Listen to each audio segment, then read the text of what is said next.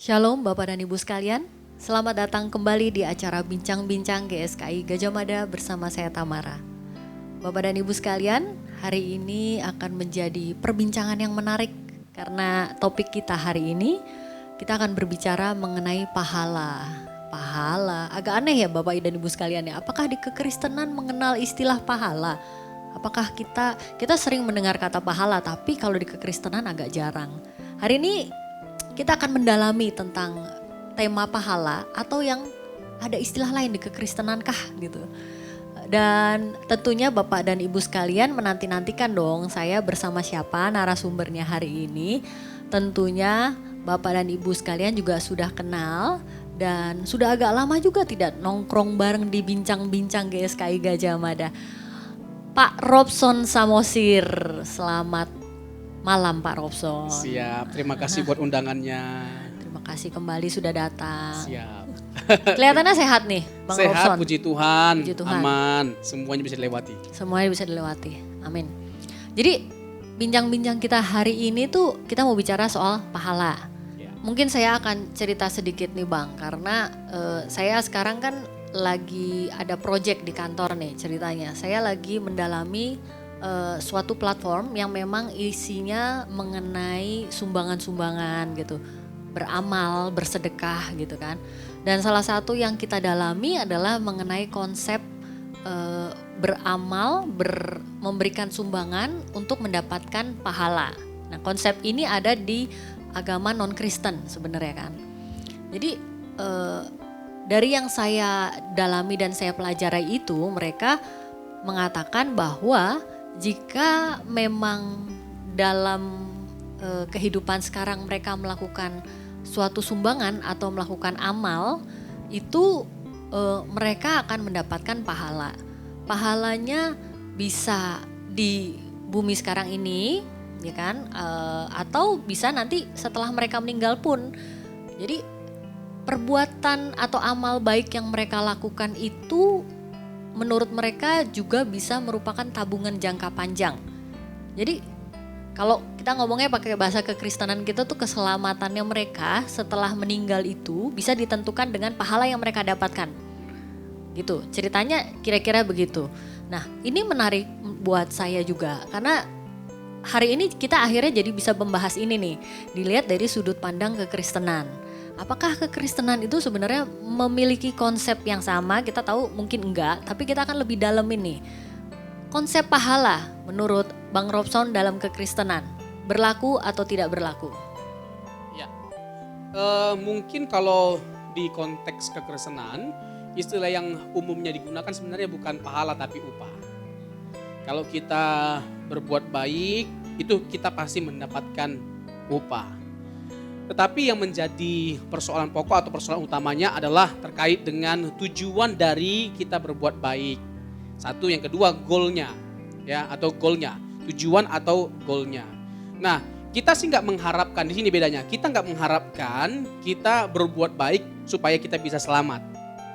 Karena dalam konteks atau konsep kekristenan, selamat itu only by grace, grace alone. Hanya karena kasih karunia Tuhan. Efesus 2 ayat 8 dan 9. Sebab karena kasih karunia kamu diselamatkan oleh iman. Itu bukan hasil usahamu. Jadi sebaik apapun kita, ya kan sebanyak apapun perbuatan baik yang kita lakukan, semuanya itu tidak bisa menyelamatkan. Kita diselamatkan ya karena upaya Tuhan, usaha Tuhan lewat kematian dan kebangkitan dari anaknya yang tunggal. Jadi kasih karunia yang menyelamatkan itu tersedia karena pengorbanan Tuhan kita Yesus Kristus. Tetapi yang menjadi pertanyaan atau persoalannya adalah apakah perbuatan baik kita menjadi tidak ada artinya? Tentu tidak. Ada artinya. Apakah kita tidak mendapatkan upah kalau kita berbuat baik? Tentu ada. Dalam Alkitab itu beberapa kali disinggung terkait dengan upah.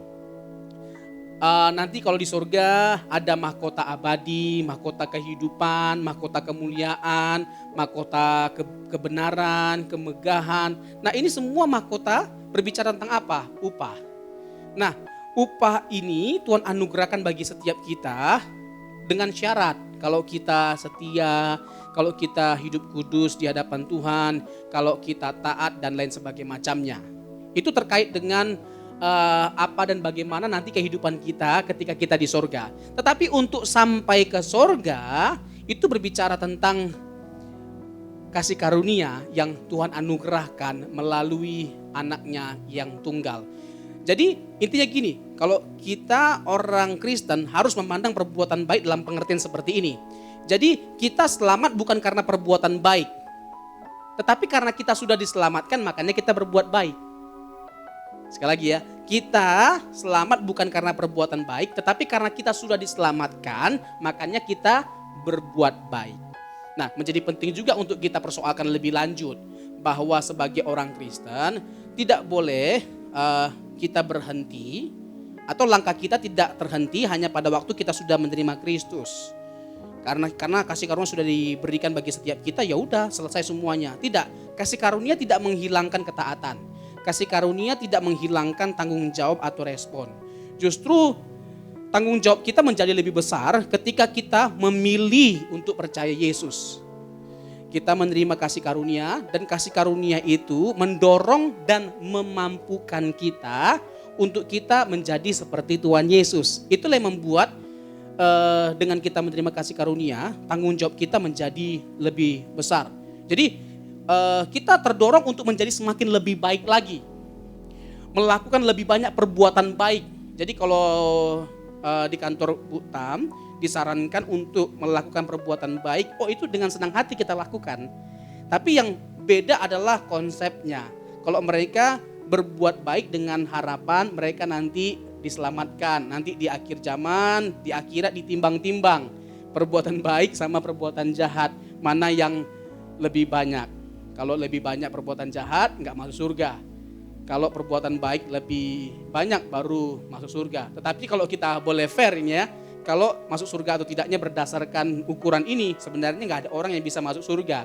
Karena kalau kita boleh jujur, lebih banyak jahatnya kita, dosanya kita, kesalahan kita daripada perbuatan baik yang kita lakukan.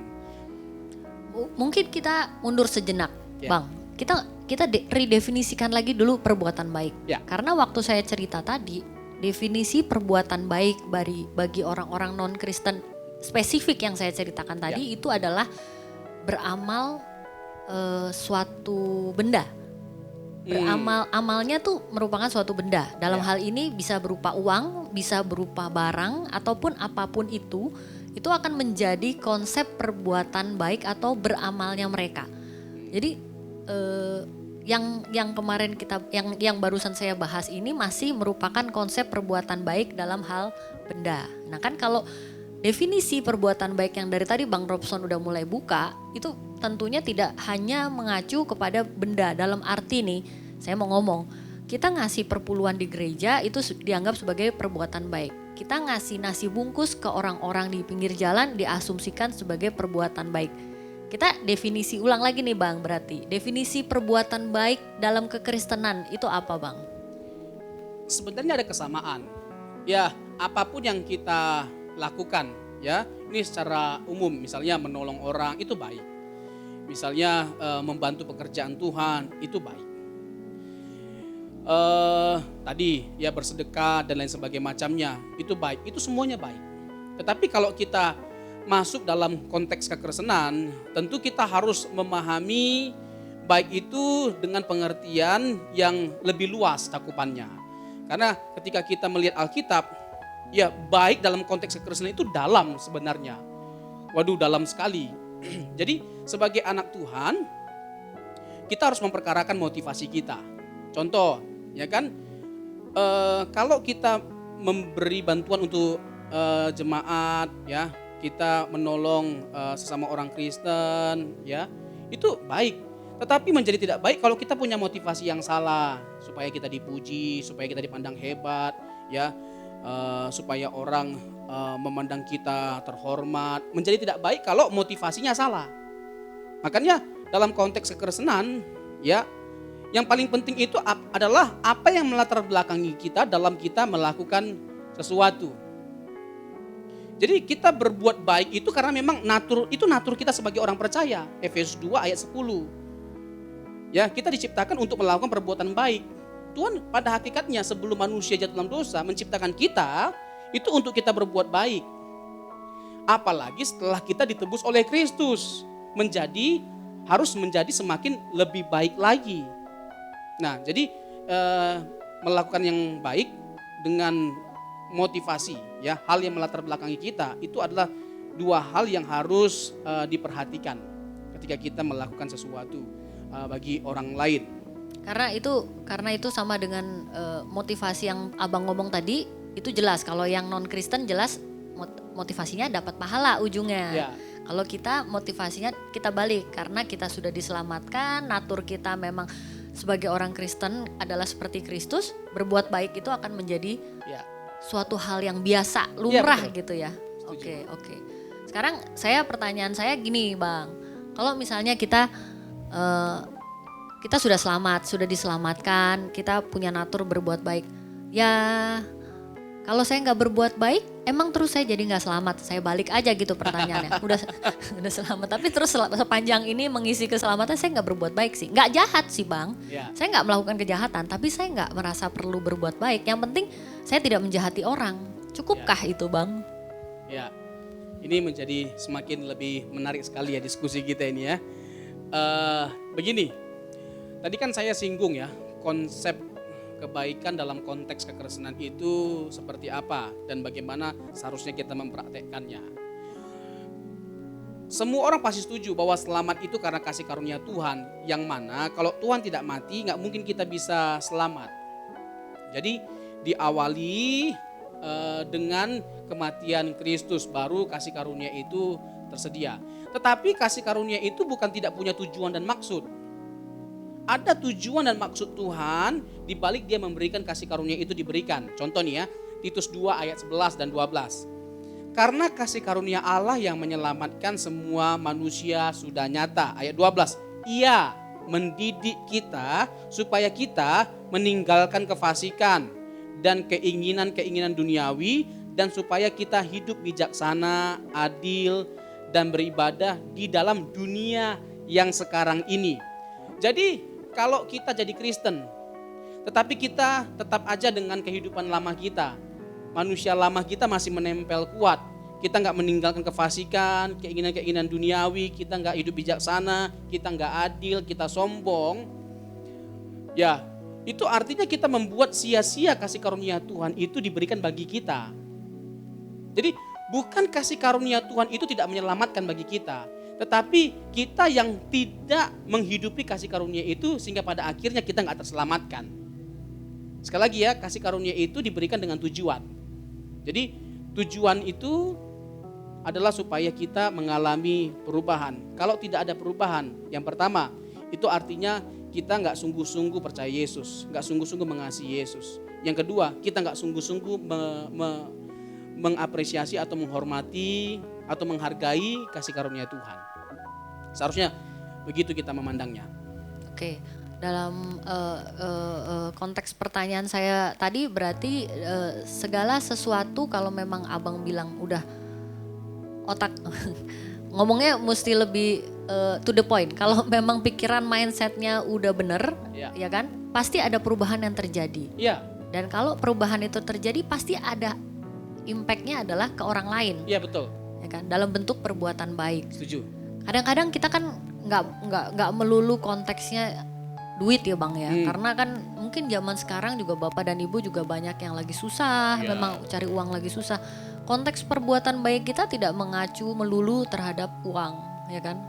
Kita bahkan bisa membantu datang ke jemaat yang sakit, mendoakan, itu salah satu contoh perbuatan baik. Ya.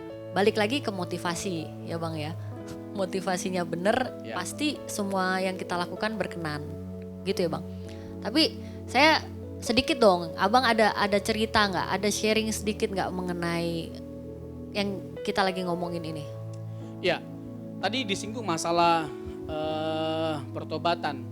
Saya yakin betul seseorang tidak mungkin bisa berubah tanpa kasih karunia Tuhan. Jadi kasih karunia Tuhan itu berbicara segala-galanya dalam kehidupan kita, bukan hanya bicara tentang keselamatan. Jadi untuk berubah pun orang betul-betul membutuhkan dan bergantung pada kasih karunia Tuhan.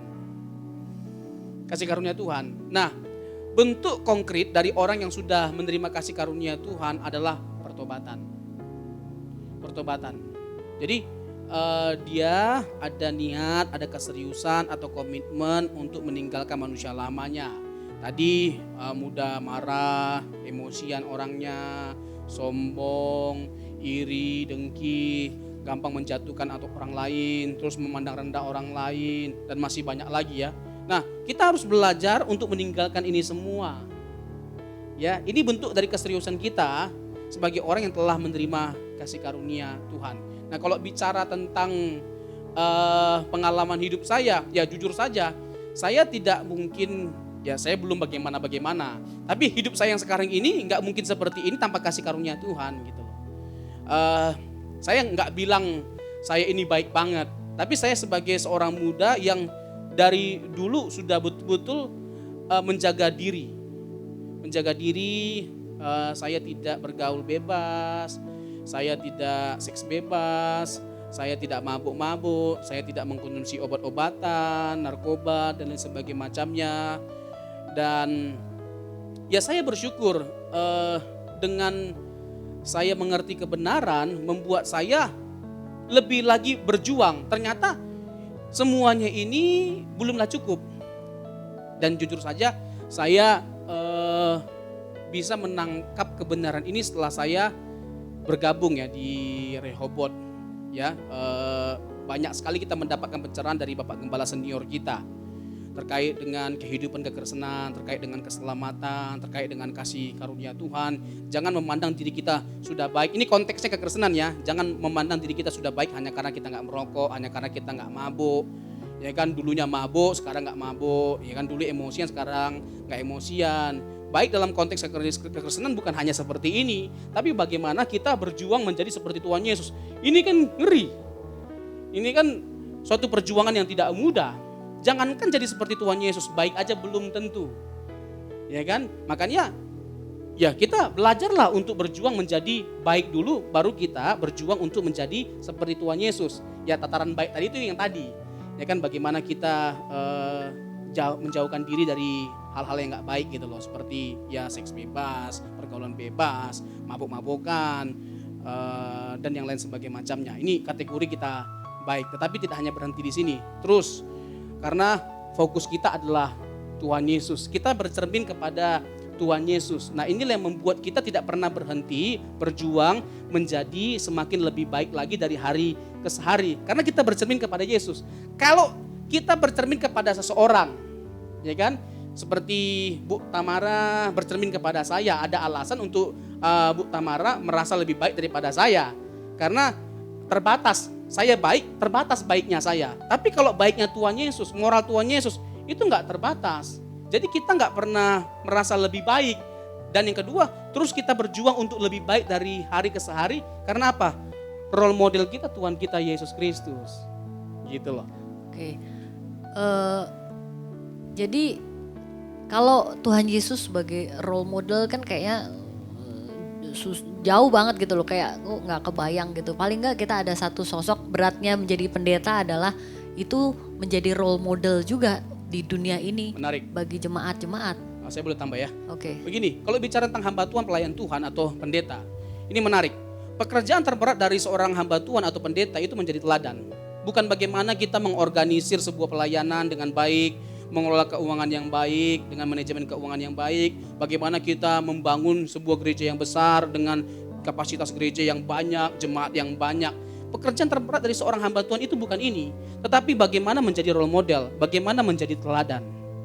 Karena ngeri rasanya, ya kan, hidup kita nggak bisa dinikmati oleh jemaat, ya kan, tetapi kerja kita hanya menikmati uang jemaat. Ini ya kan? Iya, ngeri ya. Itu, ngeri. Ya, ngeri sekali lah. Ya kan, jangan sampai ya kan saat jemaat membutuhkan pertolongan kita, uluran tangan kita, tapi kita nggak ada untuk jemaat. Kita nggak ada belas kasihan untuk jemaat. Tetapi kerja kita bagaimana supaya jemaat itu setiap minggunya bersedia untuk berkorban bagi gereja, bagi hamba Tuhan, bagi pekerjaan Tuhan. Tapi pertanyaannya, apa yang kita sudah lakukan untuk jemaat atau untuk orang lain? Nah, inilah bagian dari pergumulan terbesar dari seorang hamba Tuhan. Dan ya ini harus diingat betul, ya ini menjadi peringatan juga bagi setiap mereka yang mau jadi hamba Tuhan. Jangan jadi hamba Tuhan kalau tidak mau jadi teladan. Jangan jadi pendeta, jangan mau diangkat jadi pendeta kalau tidak mau jadi teladan. Nah ini penting nih Bu Tam. Jadi saya teringat dengan masukan Rasul Paulus. Jangan angkat ya seorang aktivis yang baru bertobat. Yang baru bertobat aja jangan diangkat, apalagi yang belum bertobat. Nah saya takut gitu loh, seorang pemimpin gereja itu gak hati-hati sekali gitu loh. Gak benar-benar bergumul dalam mengangkat seorang aktivis, seorang pelayan, seorang pengerja. Main angkat-angkat aja hanya karena kaya, hanya karena punya uang, kedudukan, gak mempersoalkan masalah pertobatannya. Ini gak boleh. Makanya yang begini-begini bisa merusak pekerjaan Tuhan, pelayanan. Hati-hati sekali. Harus dipersoalkan bagaimana ya kan sang suami yang mau diangkat itu di mata keluarganya, di mata anak-anaknya, dari angka 1 sampai ke 10. Coba angkakan berapa angkanya? 2 di mata istrinya. Angka 2 jauh kali. Ya kan jangan diangkat. Bapak saya mah belum cocok jadi hamba Tuhan. Nah, ini perhitungkan, pertimbangkan. Jangan main angkat-angkat aja. Jadi supaya kita tahu betul, jadi hamba Tuhan itu enggak mudah sama sekali. Gak mudah sama sekali. Dalam konteks dari pembahasan kita, benar-benar kita membutuhkan kasih karunia Tuhan supaya kita benar-benar menjadi hamba Tuhan yang tulus mengalami pertobatan dan membagikan spirit kita kepada orang lain. Biarlah kehidupan kita berbicara lebih kuat daripada kata-kata kita. Karena ngeri benar rasanya Bu Tam kalau kita hanya mampu berkata-kata. Ya kan kita mengajak orang bertobat jadi seperti Tuhan Yesus, tapi hidup kita jauh dari Tuhan Yesus. Kita membangun konsep kebenaran yang tinggi sekali, tapi pada faktanya hidup kita jauh dari kebenaran yang kita sampaikan. Mengerikan. Mengerikan buat dirinya sendiri dan buat jemaat yang nonton akhirnya. Dia lihat langsung drop langsung. Apa gimana ya? Mau gak mau ya Bang ya, ekspektasi jemaat terhadap hamba Tuhan itu tinggi. Ya kan? Apapun yang disampaikan oleh hamba Tuhan atau pelayan-pelayan Tuhan, dia lihat hidupnya tidak sesuai dengan yang disampaikan, itu ekspektasi jemaat drop. Ya kan? Itu malah membawa jemaat itu bisa ke dalam suatu keadaan di mana dia lagi nggak percaya lagi sama hamba Tuhan, udah percuma itu membawa jiwa orang lain ke kebinasaan loh malah loh Bang. Ngerinya tuh di situ. Benar. Jadi begini, memiliki kapabilitas ya, kompetensi yang baik ya dalam menyampaikan kebenaran itu baik, itu penting sekali. Tetapi hendaknya kita yang paling penting ini hadir menjadi berkat lewat hidup kita sebenarnya, lewat karakter atau teladan hidup kita. Jangan sampai kita hanya jadi berkat lewat omongan, yang lewat kata-kata, lewat kebenaran atau segala teori yang ada dalam pikiran kita, lalu cakap kita mengurainya, ya kan?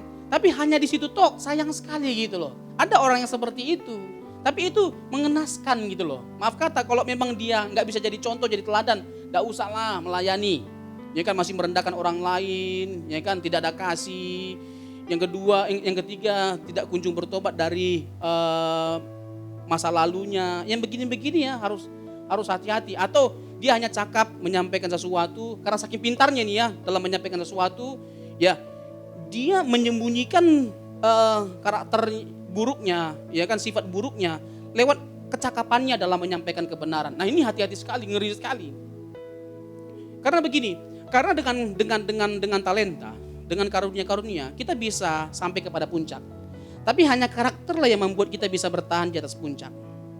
Atau dengan kata lain yang kedua, ya udahlah nggak apa-apa lah, nggak jago-jago amat kita berkhotbah, berteologi, berdoktrin ria, nggak jadi masalah berdebat, berapologetika, nggak jago-jago amat. Tapi hidup kita jadi berkat bagi banyak orang, ya kan? Jemaat bisa merasakan kasih kita, perhatian kita, kepedulian kita, itu lebih mantap. Kalau ibarat makanan haujat. Gak mudah sekali ya, memang gak mudah. Sama sekali gak mudah. Jadi hamba Tuhan itu berat sekali Bu Tam. Curhat jadi dari seorang hamba Tuhan yang hidupnya disorot. Di depan kamera itu disorot loh Bang. Diteropong. Hidup kita diteropong. Apalagi kalau kita berbicara lantang sekali, keras sekali. Gak seperti Tuhan Yesus. Ya kan. Tetapi ternyata ya Allah hidupmu jauh sekali kok dari kata-katamu. Ini kan mengenaskan. Ngenes gitu loh. Tadi Bang Robson bicara soal pertobatan. Sebenarnya ya kalau tadi kita ngobrolin ada orang yang merasa dirinya saya melayani atau saya berbuat baik, tapi ternyata buah hidupnya Yang tadi Bang Roson ngomong, sama istrinya aja dia maki-maki misalnya, dia bentak-bentak. Itu tidak ada pertobatan yang muncul sebenarnya. Iya. Nah sekarang yang mau saya tanyakan adalah, itu jadi dua konsep yang berbeda ya di depan masyarakat, di depan publik lah maksud saya, itu kelihatan baik gitu, di belakang ternyata hancur-hancuran. Perbuatan baiknya udah sama sekali nggak ada itu kan? Iyalah. Udah kayak kain kotor kata Tuhan itu kan? Wah ini makin dalam. Makin dalam, makin dalam. Makin ngeri. Makin ngeri. Contoh gini, kalau saya udah punya istri nih ya. Kalau belum. Oke. Oh saya punya istri nih kan. Saya khotbah nih ya, mantap sekali, jemaat amin ya kan, kita harus jadi seperti Tuhan Yesus. Mantap sekali saya menyampaikan bagaimana seharusnya kita hidup sebagai orang Kristen. Tapi istri saya misalnya di depan, kalau saya sudah berkeluarga ini, istri saya di depan begini, apa nggak malu? Ya kan, yang tahu betul siapa saya dan hidup saya itu istri saya atau keluarga saya, atau nanti kalau sudah punya anak-anak saya. Makanya yang harus ditanyakan, ya kan, tentang siapa saya sebenarnya. Ya keluarga. Apakah saya ini seperti yang saya sampaikan? Tanya keluarga. Atau kalau sekarang ini konteksnya tanya keluarga saya, tanya orang tua saya, bagaimana saya, tanya orang sekitar saya, bagaimana saya. Begitu loh. Jadi, wah, ini pergumulan berat dari seorang hamba Tuhan. Oke. Bergumul lah selalu abang supaya nanti waktu istrinya duduk di situ dia bisa, mantap suamiku. Itu kayak gitu itu. Iya, gitu, kan kagum ya kan. Iya, kagum. Tersepona, bukan terpesona lagi, tersepona. Oke. Wah, ini jadi tambah menarik nih Bang. Ya. Sekarang kita pembahasannya gini. Tidak sedikit yang tadi kita lagi bicarakan, bahkan hamba-hamba Tuhan atau orang-orang yang berusaha berbuat baik lah ceritanya gitu kan. Tapi di dalamnya yang tadi kita ngomong, keluarganya mungkin tidak dipenuhi kewajiban-kewajibannya, ditelantarkan atau apalah gitu ya. Tapi dipandang di depan orang dia terlihat baik. Kenapa? Karena mungkin masih ada motivasi dari dalam dirinya yang sebenarnya tidak sesuai. Dalam arti dia cuma pengen satu dipandang orang mungkin, yang kedua ya mungkin dia supaya dia merasa dengan saya berbuat baik ini saya mungkin akan terhindar dari neraka misalnya, atau saya berbuat baik ini adalah konsep selamatnya tadi gitu kan, tapi menjadi tidak utuh selamatnya. Menurut abang gimana? Ya begini ya, makanya begini, ini sangat terkait dengan ketulusan sebenarnya. Orang tulus itu gak akan berlaku munafik. Yaitu munafik namanya kalau hanya baik di mata orang di luar sana, tapi di keluarga sendiri tidak baik, ya kan? Istri tidak diperhatikan, anak-anak tidak diperhatikan, tanggung jawab nggak ditunaikan dengan baik. Ini munafik sebenarnya. Jadi baik bagi banyak orang di luar sana supaya apa? Supaya dipandang kita sebagai orang yang baik, ya kan? Makanya tadi kan saya sudah sampaikan bahwa ya dimulai dari keluarga. Dimulai dari rumah, ya, membangun identitas diri kita dimulai dari orang terdekat kita, dan biarlah orang terdekat kita yang paling pertama merasakan kebaikan kita atau perubahan kita.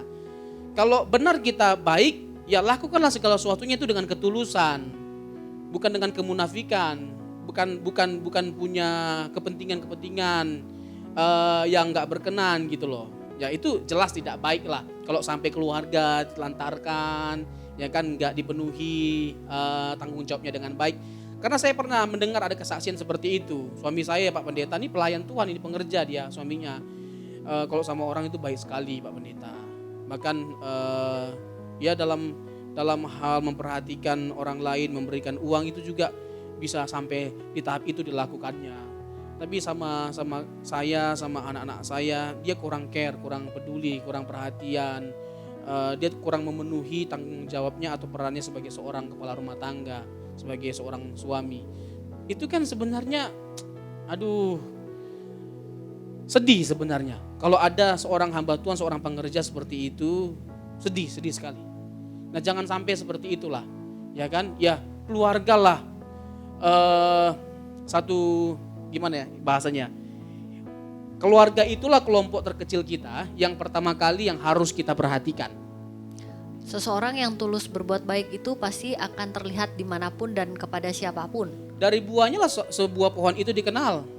Dari buahnya. Pertanyaan saya, apakah yang dilakukan orang tersebut menghilangkan? Kita tuh kan bukan sistem kayak orang non-Kristen ya Bang. Ada timbangan gitu. Perbuatan baiknya menghilangkan perbuatan jahatnya gitu. Kalau kita kan nggak ada. Apa yang dia lakukan di depan orang itu, yang perbuatan baik yang seolah-olah terlihat perbuatan baik itu, tapi di belakangnya dia tidak melakukannya, itu nggak bisa jadi seperti timbangan kan Bang? Ya betul. Itu murni memang di mata Tuhan, ya ketulusan lu belum beres gitu kan. Jadi ya balik lagi dong ya. Balik lagi seperti yang tadi Abang ngomong dari pertama, kasih karunia itu harus dilakukan, pertobatan itu harus terjadi benar-benar atas segala hal, atas semuanya. Ya, kasih karunia itu harus dihidupi. Kasih karunia Tuhan itu harus dihidupi, dan kalau kita benar-benar tulus dan serius menghidupi kasih karunia itu, dengan benar kita menghidupinya, dampaknya adalah hidup kita berubah. Dan perubahan hidup kita itu pasti dirasakan. Ya, terutama oleh orang-orang di sekitar kita. Nah, begini, kalau kita menyinggung masalah perbuatan baik dengan kehidupan di kekekalan nanti. Tadi kita sudah menegaskan karena kasih karunia kita diselamatkan. Sebagai orang Kristen kita nggak boleh menggantungkan keselamatan kita pada perbuatan kita. Karena sebaik apapun kita, perbuatan baik kita itu nggak menyelamatkan. Murni only by the grace of God. Hanya karena kasih karunia Tuhan, seperti yang diuraikan, ditegaskan oleh Alkitab. Tetapi bukan berarti lalu kita nggak jadi baik. Bukan berarti kita nggak melakukan sesuatu yang baik. Kalau kita menerima anugerah Tuhan, lalu hidup kita tetap sama, ya, kita tidak melakukan sesuatu yang baik yang menyenangkan hati Tuhan, nggak mungkin kita bisa diperkenankan oleh Tuhan. Jangankan harap masuk surga, di bumi ini aja kita belum tentu diperkenankan oleh Tuhan. Itu jelas sekali. Nah, contoh ya, Yakobus 2, iman tanpa perbuatan pada hakikatnya mati. Apa konteksnya? Yakobus mengatakan iman tanpa perbuatan pada hakikatnya mati? Bukankah selamat itu hanya iman, sola fide, ya kan? Kan Martin Luther memperkenalkan beberapa sola sebagai seorang bapak reformator yang mereformasi gereja. Luar biasa sekali jasa beliau ini. Ya kan, sola fide, sola gratia, sola scriptura, dan sola ria. Yang terakhir enggak, itu makanan, restoran. Bukan iklan. Sola fide oleh iman. Bukankah Rasul Paulus sudah menegaskan, sebab karena kasih karunia kamu diselamatkan oleh iman. Loh, Paulus mengatakan karena iman. Yakobus mengatakan iman plus perbuatan. Mana yang benar? Nah, ini menarik kalau untuk kita perhatikan ya, kedua hal ini. Nah, Paulus dan Yakobus itu punya konteks yang berbeda. Ketika Paulus berkata, sebab karena kasih karunia kamu diselamatkan oleh iman. Ini konteksnya keselamatan. Dia sedang berbicara tentang keselamatan. Murni karena iman, bukan karena perbuatan. Nah, ketika Yakobus berkata iman tanpa perbuatan pada hakikatnya mati, dia sedang berhadapan sama orang-orang Kristen yang kaya, tapi gak peduli sama orang miskin. Gak memperhatikan orang-orang miskin, lalu melakukan sesuatu perbuatan yang tercela. Nah, Yakobus bilang begini, aku akan menunjukkan imanku lewat perbuatanku. Biarlah perbuatan kita menunjukkan bahwa kita orang beriman. Kita tunjukkan bahwa kita orang beriman lewat hidup kita, lewat keseharian hidup yang kita jalani dari hari ke hari. Jadi orang itu benar-benar bisa merasakan bahwa kita ini cinta Tuhan atau tidak, mengasihi Tuhan atau tidak, Kristen atau tidak. Lewat kasih dan belas kasihan yang kita tunjukkan dari keluarga dan di luar keluarga. Oke. Kalau cuman kadang-kadang kita cuman berpatokan pada perbuatan baik itu hanya berpatokan pada segala sesuatu yang terlihat, ya, terlihat sama orang lain, kita kalah lah. Ambil contoh siapa tuh, Bill dan Miranda Gates itu kan udah ya ampun ngasih duitnya udah dia nggak hitung-hitungan itu ngomongin perbuatan baik skalanya sudah dunia gitu ya. Kita kalau cuman mau standar berbuat baiknya begitu, ya kita pasti kalah. Ya. Tapi kalau sekecil apapun perbuatan baik kita itu menunjukkan ketulusan kita dan terlihat Tuhan tuh ada berkenan atas itu, itu mungkin udah menjadi luar biasa. Setuju gitu Bang? Ya, betul, setuju. Sebenarnya gini, setiap orang itu punya kesempatan untuk melakukan perbuatan baik, untuk jadi baik, untuk berbuat baik. Semua orang punya kesempatan, tetapi kapasitas untuk orang berbuat baik itu berbeda-beda tentunya. Tetapi hendaknya keinginan itu ada dalam diri kita. motivasinya benar, tulus, kasih terhadap Kristus yang melatar belakangi kita melakukan segala sesuatu. Enggak peduli, enggak jadi masalah apa yang kita lakukan itu kecil atau besar. Tetapi hendaknya motivasi yang melatar belakangi kita melakukan sesuatu itu berkenan di hadapan Tuhan. Jadi sebagai orang Kristen, bukan perbuatannya yang paling penting, tapi motivasi dalam kita melakukan sesuatu itu. Karena seperti tadi, kalau salah motivasi kita dalam melakukan sesuatu yang baik, jadi nggak ada artinya, jadi nggak ada nilainya. Misalnya mengharapkan pujian orang, ya itulah upahnya. Jadi kalau kita melakukan sesuatu yang baik supaya kita dipuji orang, kita sudah mendapatkan upah. Dan jangan harapkan upah dari Tuhan. Nah ini bicara ketulusan gitu loh. Biarlah Tuhan yang melihat kita, biarlah Tuhan yang menilai kita. Bahkan sampai pada titik kita nggak peduli omongan orang. Kalau kita sudah berbuat baik tapi nggak dianggap baik, nggak jadi masalah. Kan Tuhan yang menilai. Gitu. Luar biasa, ini mantep ya kalimat yang terakhir ini. Jadi bahkan kalau memang orang lain bahkan nggak mengakui perbuatan baik kita, Tuhan tahu. Iya. Terus jangan jadi berhenti berbuat baik karena itu menunjukkan motivasinya kurang benar. Ya. Betul ya Bang? Ya, benar. Mantep. Susah loh Bang, tapi loh Bang. Sekarang gimana caranya supaya oke, saya ada yang tanya nih misalnya, Pak Pendeta, saya tuh orang susah, saya nggak punya uang, saya nggak punya sesuatu yang bisa dilakukan untuk orang lain dalam bentuk nyata gitu. Saya cuma bisa melakukan ini. Apakah itu bisa dipandang sebagai perbuatan baik dan berkenan oleh Tuhan? Orang tua sakit, kursi roda, nggak punya biaya untuk mengobati orang tua, membawa ke rumah sakit dan sebagainya macamnya, nggak berdaya. Tapi bukan berarti kita nggak bisa melakukan sesuatu untuk kebaikan orang tua kita. Kita perhatikan dia, kita kasih makan, kita jaga dia, kita rawat dia, itu kebaikan. Dan dengan tulus kita melakukan semuanya itu kebaikan. Jadi tadi saya sudah singgung kalimat ini. Setiap orang punya kesempatan untuk berbuat baik. Setiap orang pasti punya kesempatan untuk menjadi baik dan berbuat baik. Tetapi hal yang paling penting yang harus kita gumuli adalah apa motivasi kita dalam melakukan perbuatan baik itu menjadi penting. Perkarakan perbuatan baik apa yang bisa dan yang ingin kita lakukan. Setiap hari selalu ada kesempatan untuk berbuat baik. Dan kita harus berkeinginan yang kuat ya, punya keinginan yang kuat, keinginan yang besar untuk melakukan perbuatan baik setiap hari. Hari esok kita sudah pikirkan perbuatan baik apa yang mau kita lakukan. Nah, ketika kita sudah memikirkan semuanya ini, lama-lama melakukan sesuatu yang baik itu menjadi habit, gaya hidup kita. Nah, sebagai orang Kristen harus sampai kita di titik ini. Nah, ya karena sudah terbiasa, ya pastilah dengan tulus pasti kita melakukan semuanya itu. Ya, karena kita sudah terbiasa melakukan semuanya itu dengan motivasi yang benar, dengan tulus kita melakukan semuanya itu. Bahkan ketika kita nggak dipandang, nggak dianggap, apa yang kita lakukan nggak di-appreciate, nggak jadi masalah. Karena apa? Motivasinya jelas kok. Karena Tuhan kok kita melakukan semuanya ini. Balik lagi karena kita sudah diselamatkan dan oleh kasih karunia itu kan? Iya. Itu kan berharga sekali sebenarnya. Ketika kita memandang bahwa Tuhan kita sudah memberikan kebaikan terbesar dalam kehidupan kita, yaitu keselamatan. Kebutuhan terbesar dalam kehidupan kita, dia telah menyelesaikan masalah terbesar yang gak bisa kita selesaikan. Bukankah itu sesuatu yang paling kita syukuri dalam hidup kita? Dan bentuk rasa syukur kita terhadap karya Tuhan, anugerah Tuhan, berkat pertolongan Tuhan adalah dengan apa? Dengan kita mengasihi sesama, memperhatikan sesama. Itulah bukti konkretnya. Dan ketika kita memperhatikan sesama, Tuhan gak mungkin tidak berkenan bagi setiap kita. Mungkin kita gak jago-jago amat berteologi, gak jago-jago amat ya kan memahami pemahaman atau pengetahuannya akan firman Tuhan. Tapi dalam pengimplementasiannya, dalam kehidupan sehari-hari, kita luar biasa. Tuhan lebih berkenan daripada orang yang seperti ini. Amin, amin. Luar biasa, itu perbincangan yang sangat menarik. Dan saya percaya Bapak dan Ibu sekalian diberkati sebenarnya dengan ini. Ya, saya tambah sedikit mungkin ya. Boleh. Contohnya Lukas pasal yang ke-10. Lukas pasal yang ke-10, orang Samaria yang baik hati. Kurang jahat apa orang Samaria di mata orang Israel? Kurang busuk apa? Kurang buruk apa? Kurang jelek apa? Orang Samaria di mata orang Israel. Pokoknya buruk kali orang Samaria ini. Sampai pada titik mereka itu menganggap orang Samaria itu seperti orang yang kerasukan setan.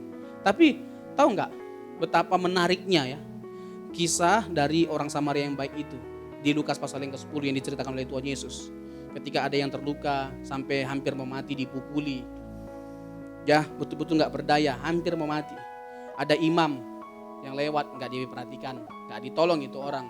Ada orang Lewi yang lewat nggak diperhatikan. Ini hamba-hamba Tuhan loh, kaum rohaniawan yang seharusnya diharapkan lebih bisa memperhatikan sesama. Ternyata tidak memperhatikan sesama. Padahal di benak mereka paling suci, paling benar. Makanya menganggap diri benar belum tentu benar. Ya kan? Hanya di teorinya semuanya itu. Seharusnya benarnya kita dibuktikan lewat hidup kita. Nah kalau hidup kita nggak benar, untuk apa kita memandang diri kita benar? Segudang teori atau pengetahuan yang benar menjadi tidak ada artinya kalau kita tidak memiliki kehidupan yang benar dan bisa dirasakan oleh orang banyak. Nah akhirnya orang yang menolong orang itu siapa? Orang yang dipandang jijik, hina, busuk oleh orang Israel. Siapa itu? Orang Samaria. Akhirnya Tuhan bisa loh memperkenankan, lebih berkenan kepada orang Samaria yang menjadi musuh atas orang Israel. Mereka kan mengharapkan Tuhan Yesus itu menyebut bahwa yang jadi pahlawan itu orang Yahudi, orang Israel, imam Lewi. Ternyata enggak. Dan itu menjadi fakta pada waktu itu. Ya, bahwa kaum rohaniawan tidak menjadi berkat kok bagi sesama mereka, malah menjadi benalu. Nah, itu sebuah teguran keras, sebuah teguran keras bagi orang Israel. Jangan kamu memandang diri kamu benar, terhormat, eksklusif di mata Tuhan hanya karena kamu orang Israel, umat pilihan Allah, hanya karena kamu keturunan Abraham. Enggak, Tuhan tidak mengukur ya keberkenanan hidupmu dari itu semua, tetapi dari apa yang kamu lakukan terhadap sesama. Gitu. Itu jadi pelajaran juga buat kita semua. Jangan sampai kita kayak gitu juga. Iya, itu dia. Bukankah ini berbicara tentang apa? Perbuatan baik, belas kasihan. Betul. Kristen tapi nggak ada belas kasihan, itu bukan Kristen sejati namanya. I will show my faith, kata Rasul Yakobus tadi kan. Aku adiknya Tuhan Yesus. Aku akan menunjukkan imanku lewat perbuatan. Biarlah orang melihat bahwa kita orang beriman, mengasihi Tuhan, cinta Tuhan lewat hidup kita. Amin, amin, amin. Abang menarik sekali. Tapi sayang waktu membatasi kita. Ini kayak baru mulai. Kayak baru mulai. Masih- Makanya masih on fire-nya belakangan ini kayak. Masih mau ngomong lagi. Nanti kita lanjutin kapan-kapan lagi Bang. Siap. Sekarang Abang mungkin mau ada closing statement buat Bapak dan Ibu sekalian. Silakan. Ya, saya teringat dengan perkataan Tuhan Yesus dalam Matius pasal yang ke-5 ayat 20. Maka aku berkata kepadamu, jika hidup keagamaanmu tidak lebih benar daripada hidup keagamaan ahli-ahli Taurat dan orang-orang Farisi, sesungguhnya kamu tidak akan masuk ke dalam kerajaan surga. Ini bicara tentang apa? Perbuatan. Ini berbicara tentang apa? Hidup kita. Jadi biarlah Tuhan mendapati bahwa kita ini adalah orang-orang yang sudah ditebus. Kita adalah orang-orang yang sudah menghidupi kasih karunia Tuhan itu dengan baik, dengan benar. Tunjukkan bahwa kita ini adalah orang beriman. Tunjukkan bahwa kita ini adalah anak-anak Tuhan, orang yang mengasihi Tuhan. Lewat hidup kita, lewat perbuatan kita, orang merasakan perbuatan baik kita, orang merasakan kebaikan kita, ketulusan kita, cinta kasih kita. Jadi sebagai orang percaya seperti yang kita sudah singgung tadi, mari kita bersama-sama pikirkan, ya, setiap hari kita memikirkan perbuatan baik apa yang bisa kita lakukan hari ini atau hari esok. Selalu ada kesempatan untuk kita berbuat baik, tapi ingat, kita berbuat baik bukan untuk diselamatkan, tapi karena kita sudah diselamatkan, makanya kita harus berbuat baik seperti yang ditunjukkan oleh Tuhan kita, Yesus Kristus. Tuhan memberkati. Amin, mantap. Sekali lagi terima kasih Bang Robson atas kedatangannya. Siap. Kita ketemu lagi di bincang-bincang selanjutnya. Siap, Saya terima kasih. tutup dulu. Bapak dan Ibu sekalian, terima kasih banyak telah setia menonton kami dari awal hingga akhir ini. Dalam satu kata kesimpulan penutup bahwa motivasi untuk melakukan perbuatan baik itu harus disertai dengan ketulusan. Karena tanpa ketulusan segala perbuatan baik yang kita lakukan akan menjadi sia-sia. Kembali lagi semuanya hanya demi kemuliaan Bapa di surga. Kita ketemu kembali di acara Bincang-Bincang GSKI Gajah Mada selanjutnya. Terima kasih, Tuhan memberkati.